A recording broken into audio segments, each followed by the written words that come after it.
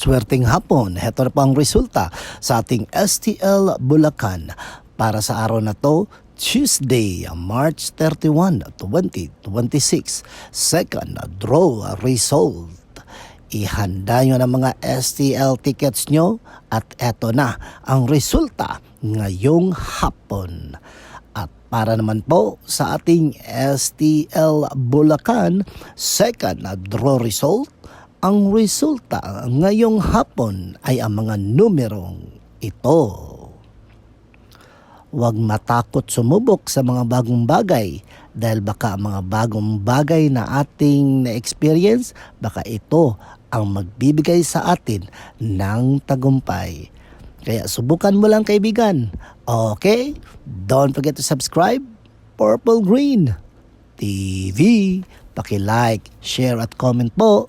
Thank you.